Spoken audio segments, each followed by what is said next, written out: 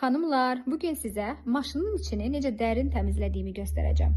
Bu məhsul vanna otağı və kireç ləkələrinə qarşı güclü təmizləyicidir. Mən artıq bir müddətdir ki, istifadə edirəm və nəticəni sizə göstərəcəm. İstifadəsi çox sadədir. Görürsünüz bu şüşədəki su ləkələrini. Zamanla yığılan kireç və çirk həm görüntünü korlayır, həm də qoxu yaradır. Məhsulu barabanın içinə tökürəm və maşını boş rejimdə işə salıram. Birazdan nəticəni göstərəcəm.